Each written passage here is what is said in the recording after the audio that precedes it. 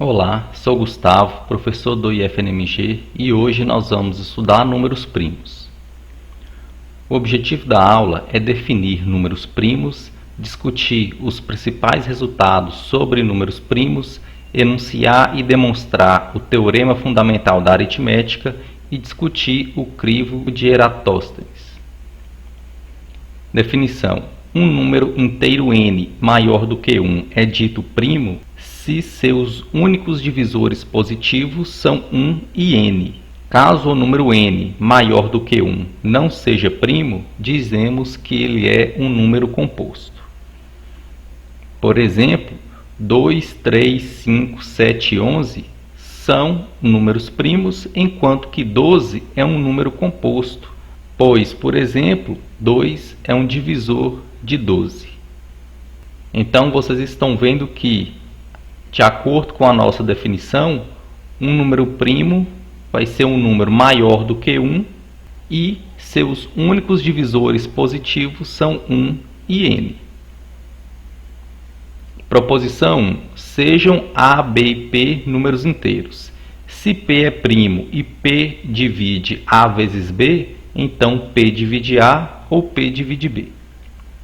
Então, como nós temos de provar que P divide A ou P divide B, vamos supor que P não divide A e provar que P tem que dividir B.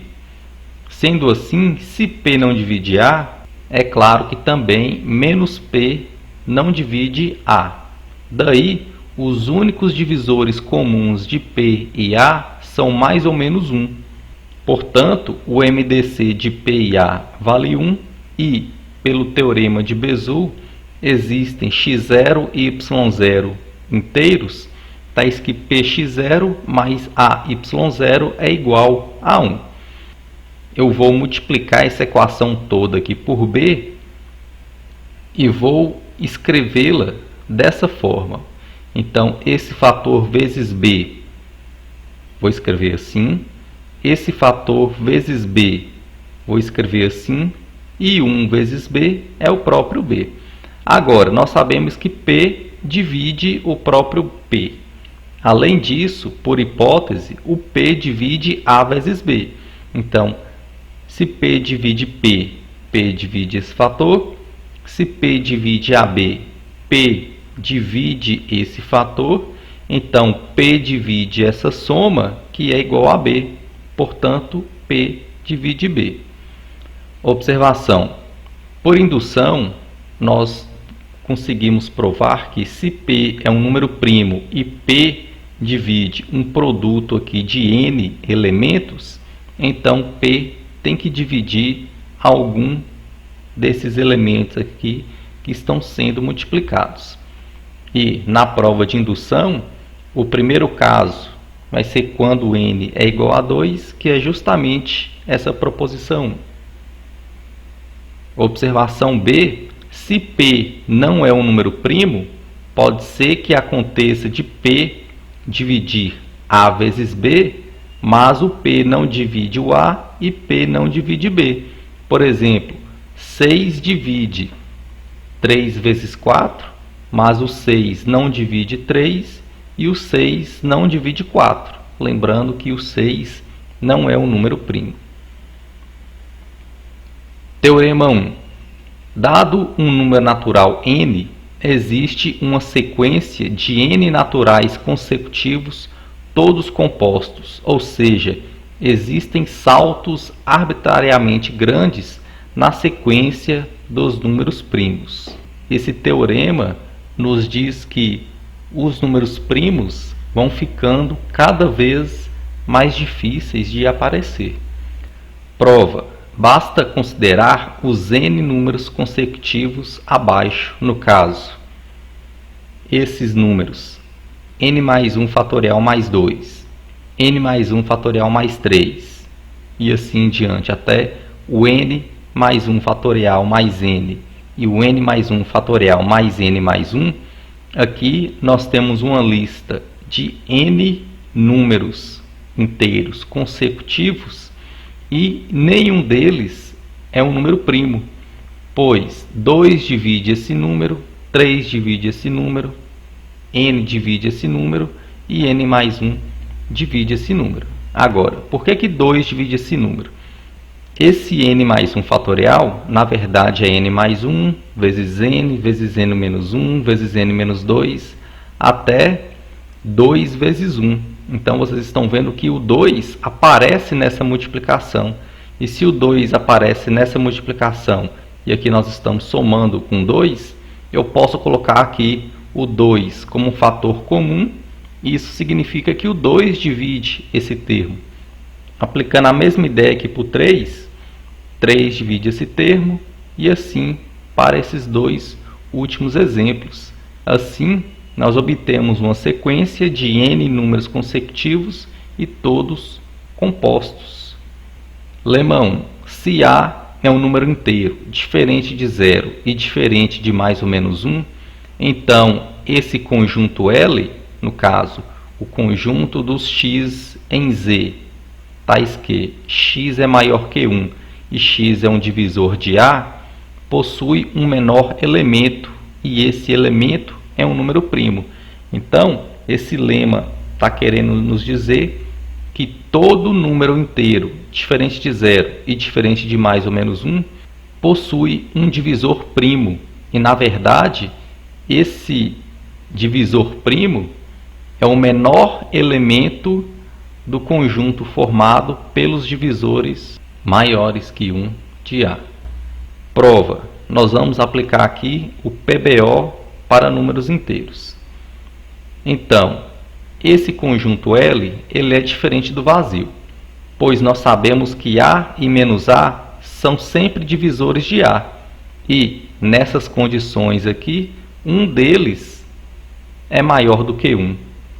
Então, A e menos A são divisores de A e um deles é maior do que 1. Ou seja, ou A ou menos A pertence a esse conjunto L.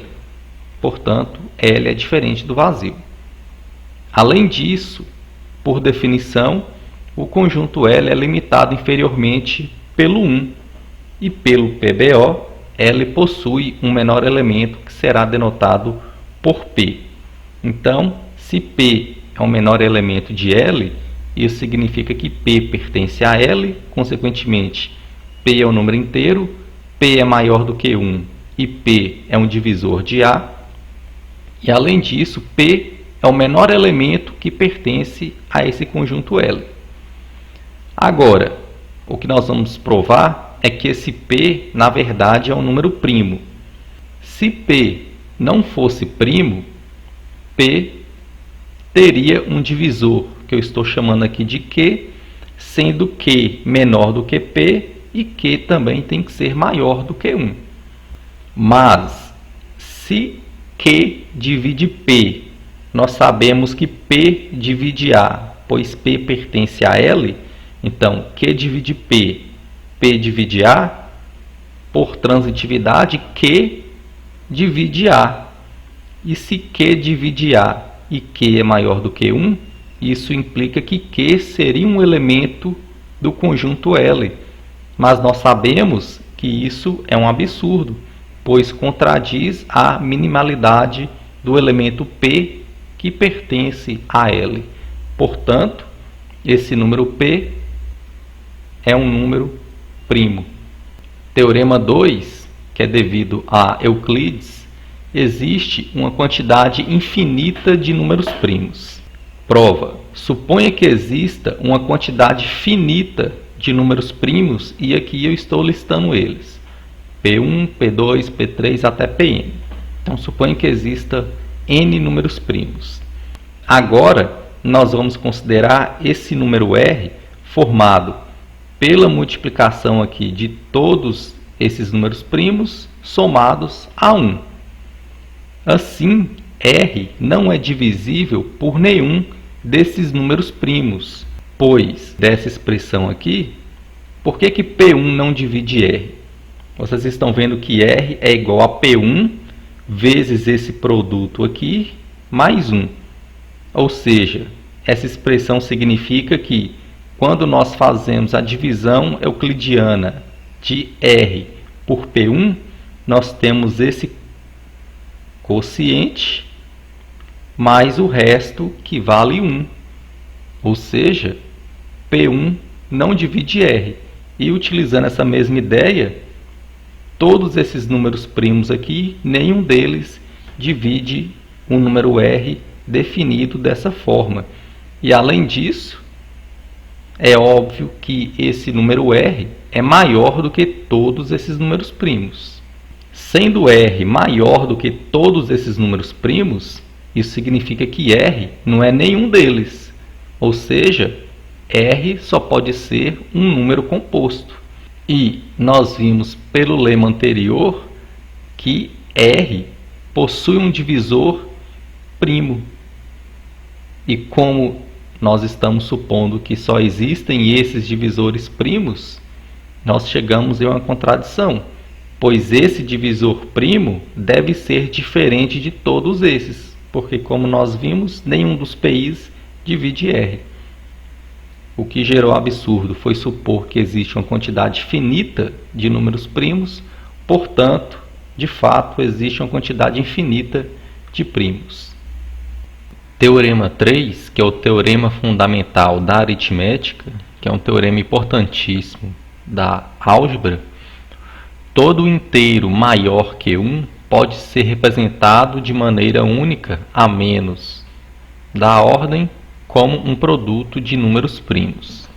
Então vocês estão vendo que, dado um número inteiro maior do que 1, nós temos que provar dois fatos.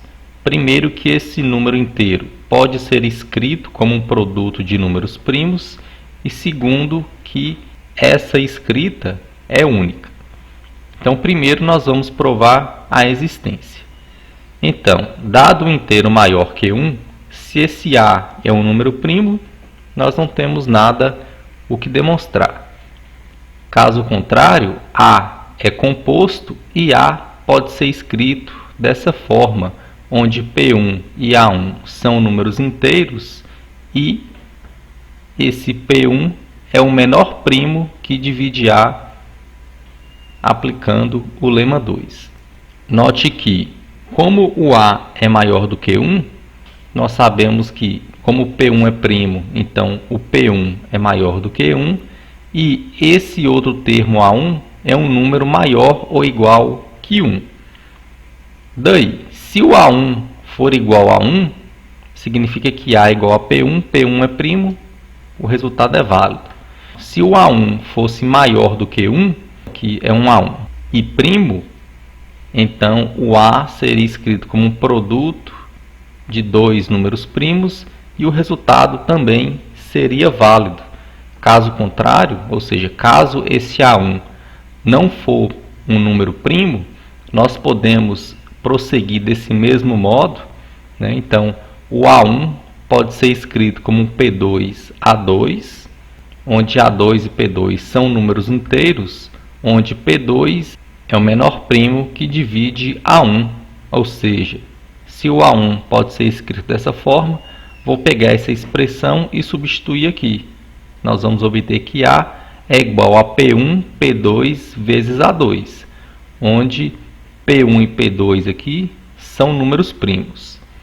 Agora nós vamos repetir esse processo e assim nós obtemos que A é igual a P1, P2 até um PK, onde cada um desses P's é um número primo.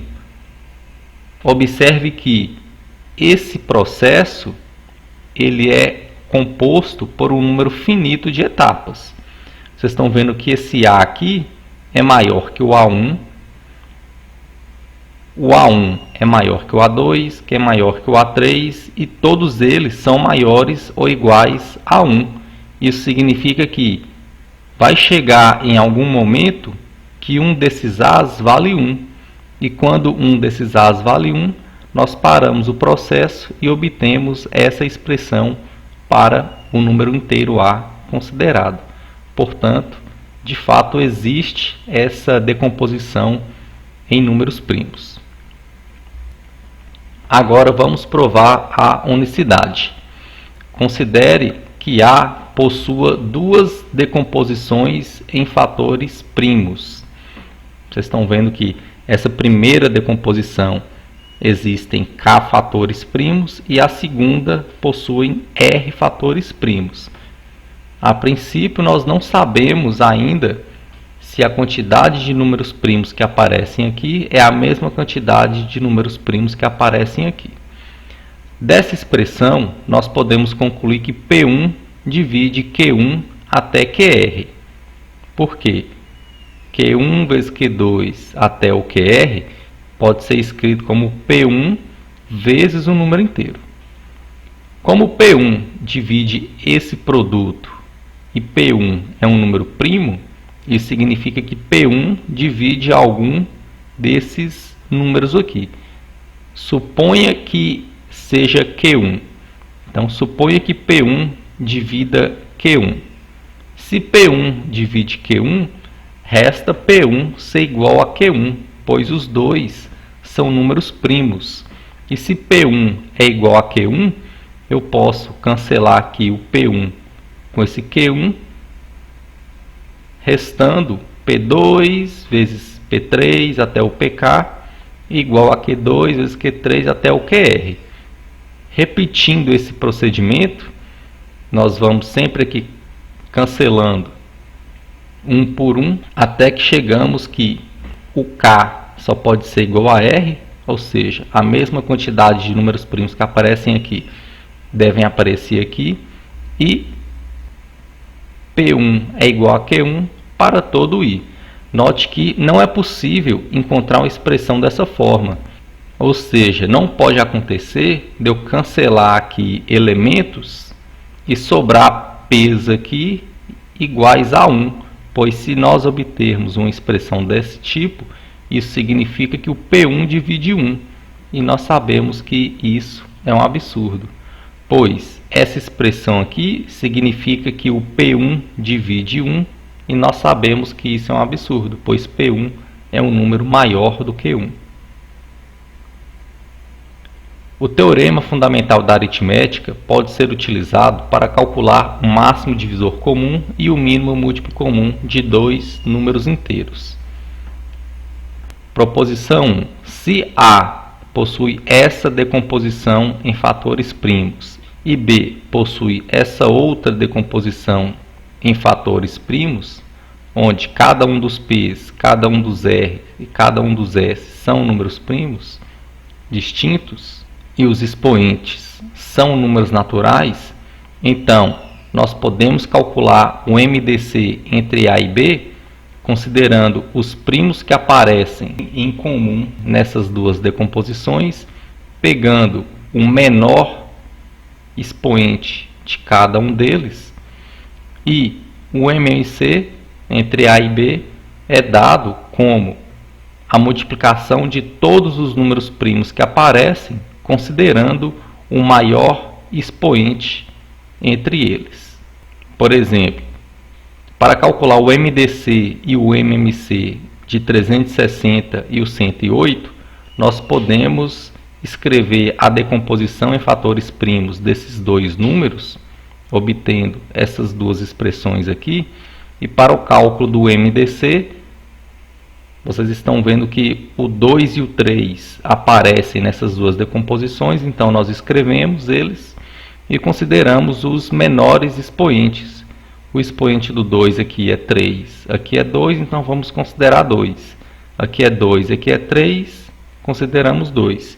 Então o MDC de 360 e 108 é 2 ao quadrado vezes 3 ao quadrado, que é 36.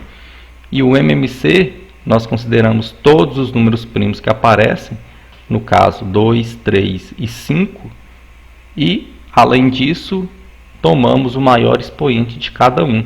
O maior expoente do 2 é o 3, o maior expoente do 3 é o 3, e o maior expoente do 5 é o 1, pois aqui nós podemos considerar 5 elevado a zero. Fazendo essa multiplicação, nós obtemos o 1080, isso significa que o MMC desses dois números vale o 1080. Teorema 4. Se n não é primo, então n possui necessariamente um fator primo menor do que ou igual a raiz de n. Prova. Então, se n não é primo, isso significa que n é um número composto. E se n é um número composto, n pode ser escrito como n1 vezes n2, onde n1 e n2 são números entre 1 e n, e nós podemos supor, sem perda de generalidade, que o n1 é menor que o n2. Logo, o n1 é menor que raiz de n, pois, caso contrário, ou seja, se n1 fosse maior do que raiz de n, lembrando que n2 é maior ou igual que n1, então se n1 fosse maior que raiz de n, nós temos aqui que n2 é maior ou igual a n1, que nós estamos supondo que é maior que raiz de n. Sendo assim, nós teríamos que n é igual a n1 vezes n2, como nós estamos supondo que n1 é maior que raiz de n, então essa expressão é maior que raiz de n vezes raiz de n, porque o n2 também seria maior que o raiz de n. Raiz de n vezes raiz de n é n, ou seja, n seria maior do que n, e isso é um absurdo. Logo, n1 é menor que raiz de n. Além disso, n1 possui algum fator primo p que deve ser menor ou igual a raiz de n, pois se n1 é menor ou igual que raiz de n, todo divisor de n1 é menor ou igual ao n1, que é menor ou igual a raiz de n. Mas, como todo fator primo de n1 é fator primo de n, nós temos que o resultado é válido. O resultado anterior tem uma importante aplicação prática. Nós podemos utilizá-lo para testar se um número inteiro é primo. Para isso, é suficiente testar a divisibilidade apenas pelos primos menores ou iguais a raiz de n. Por exemplo, para obter todos os primos menores que 60, deve-se excluir dentre os números de 2 a 60 aqueles que são múltiplos de 2, 3, 5 e 7, pois estes são os primos menores ou iguais a raiz de 60. Este processo é chamado de crivo de Eratóstenes. Então, exemplificando aqui esse procedimento, nós acabamos de provar que se n não é primo, então n possui um fator primo menor do que ou igual a raiz de n. Utilizando a contrapositiva disso, se n não possui um fator primo menor do que ou igual a raiz de n, isso significa que n é um número primo. Por exemplo, se eu quero determinar os números primos menores que 60, nós calculamos raiz de 60, que é aproximadamente 7,4, e os fatores primos menores ou iguais a raiz de 60 são justamente o 2, o 3, o 5 e o 7. Sendo assim, para determinar os fatores primos dentre 2 e 60, lembrando que 1, por definição, não é número primo, nós devemos eliminar os números que são múltiplos desses primos aqui, sobrando somente os números primos. Então, nós vamos cancelar 1, vamos cancelar todos os múltiplos de 2, todos os múltiplos de 3, todos os múltiplos de 5 e todos os múltiplos de 7. Os que sobram são justamente esses números aqui, e de acordo com o crivo de Eratóstenes, estes são números primos. Além disso, nós podemos utilizar esse procedimento para verificar se um determinado número é primo. Por exemplo, 641 é primo, pois se fosse composto, 641 teriam um divisor primo menor ou igual à raiz de 641. Ou seja, se P é um número primo menor ou igual a essa raiz, então P pertence a esse conjunto. Mas nenhum desses números primos é um divisor de 641. Portanto, de fato, esse 641 é um número primo. E assim nós finalizamos a aula sobre números primos.